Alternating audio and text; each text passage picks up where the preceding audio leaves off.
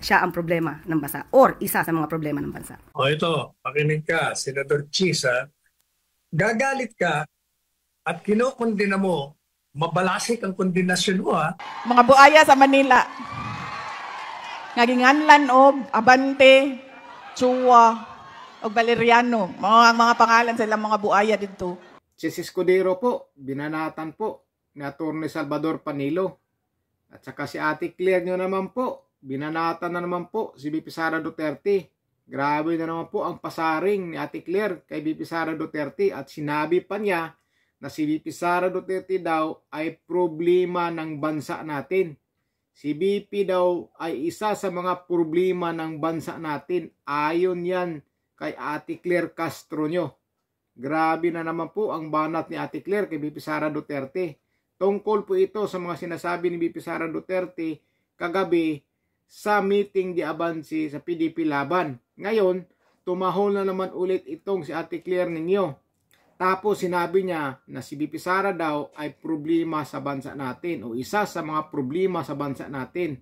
Grabe po talaga bumana to si Ate Claire kaya laging binabas ng taong bayan eh. Akala mo nagbablog lang eh. Akala mo hindi tagapagsalita ng Malacanang, di ba? Akala mo hindi tagapagsalita ng Pangulong Bongbong Marcos. Tumatahol po talaga si Ate Claire. Kaya pakinggan muna natin itong banat ni Atty. Salvador Panilo kay Chis Escudero. At saka VP Sara Duterte, pinangalanan po ang mga buaya sa Maynila. Pinangalanan po niya kung ano ang mga pangalan ng buaya sa Maynila. Pero unahin muna natin yung pahayag ni Atty. Salvador Panilo tungkol kay Chis Escudero. Pakinggan po na natin. O ito, pakinig ka, Senator Chisa, talagang balat kayo pala, kagaya mo, kagaya ni Jaime. Alam mo kung bakit? Kasi gagalit ka at kinokondena mo, mabalasik ang kondenasyon mo ha, walang respeto ang ginagawa. Ang plano yung plano pa lang ito, yung planong pagpapatalsik ng mga Pilipino na di umano ay illegal immigrants na lumabag sa batas. Plano pa lang, galit na galit ka na. Pero yung ginawa sa kababayan mo, kababayan natin, dating presidente na illegal, pinagtatanggol mo. Ha? Biro mo yan. Iba ang posisyon mo kay Presidente Duterte at iba ang posisyon mo doon sa mga sinasabing ipatatapon. Plano pa lang yun, plano. Ito yung ginawa na. Pero pinagtanggol mo. Ha? Hindi mo kinukuntina, kundi pinagtatanggol mo, sinasabi mong illegal. Mga Pilipino ang nagsampa ng kaso sa ICC, hindi mga dayuhan. Pilipino rin ang nagdesisyon. Sabi nga ni Secretary Remulla, hindi ba, na gawin ito. Wala namang dayuhang nang himasok doon. Wala namang pending na kaso dito laban kay dating Pangulong Duterte para sabihin mong tinanggalan natin ng jurisdiction yung Pilipinong huwes na magpasya sa kasong ito at pinasa natin sa dayuhan. Dahil nga walang pending case. Ironically, if you go by comparison, sa kaso naman ni Congressman Teves, may kasong pending dito. Kinukuha natin siya mula sa Timor-Leste para harapin yung kaso dito kasi may pending na kaso dito. Sa kaso ni dating Pangulong Duterte, walang pending na kaso dito para harapin niya. At yun ang piniling venue ng mga biktima at nagrereklamo para makakuha sila ng hustisya. So wala akong nakikitang pag-agaw, ika nga, ng jurisdiksyon ng korte sa Pilipinas kaugnay sa issue at bagay na ito. At sangayon sa batas din na umiiral sa atin, na sinight din naman sa hearing, pwedeng dalhin ang sino mang akusado, Pilipino man o dayuhan, sa International Court kaugnay ng crimes against humanity ng mga individual. Yan ay batas pa rin na umiiral sa ating bansa. So ayun, narinig po natin yung mga sinabi ni Atty. Salvador Panilo tungkol kay Chis Escudero, di ba? Tama po siya doon. Nagre-react po kagad si Chis Escudero sa isang plano pa lang tungkol doon sa bali-balita na ipapadala sa Libya ang mga ibang Pilipino na wala atang dokumento. Iyon po ang bali-balita. Tapos nagagalit si Chis Escudero o nag-react daw si Chis Escudero. Samantala doon sa nangyari kay Pangulong Rodrigo Duterte ay wala po daw ginawa si Chis Escudero o wala pong sinabi o hindi po daw nag-react na dinala sa ibang bansa ang isang Pilipino at doon ikinulong.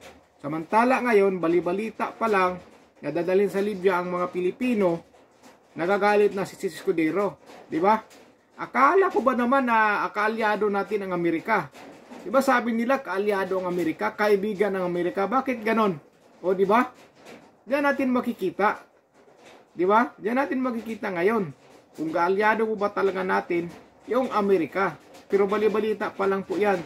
Kaya daw nag-react si Chis Escudero. Pero ngayon, sinupalpal po siya ni Atty. Salvador Panilo. Grabe po. Tapos ngayon, pakinggan naman po natin yung banat ni Ate Claire nyo kay Vicky Sara Duterte.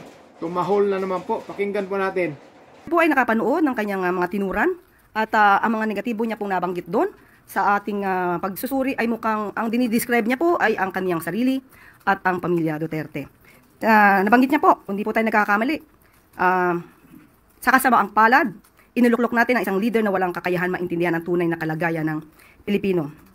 Matatandaan po natin na siya po mismo bilang dating DepEd Secretary, siya ang nagsabing hindi niya kaya. Lalo-lalo na, and I quote, "I do not come from the education sector. I don't have an education background, so I cannot review what they are doing. And I rely on their expertise and all the stakeholders who did the review."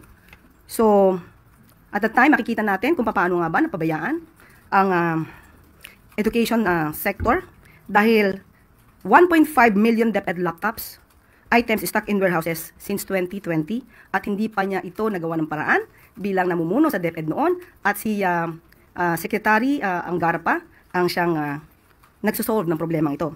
Nandun din po ang issue ng panis na gatas, inaamag na Nutriban sa mga public school at ito po ay nagkakahalaga ng 5.7 billion na hindi po napakinabangan ng mga estudyante.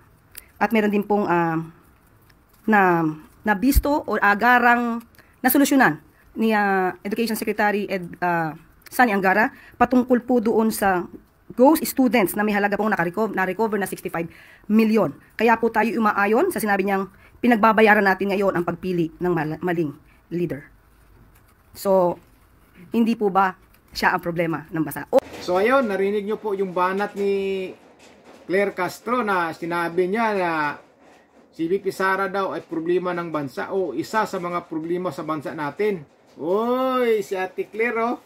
Ano masasabi nyo dito mga kababayan? Kasi sinabi ni Claire Castro na si VP Sara daw ang problema ng bansa natin o isa sa mga problema ng bansa natin. Saan kaya banda doon?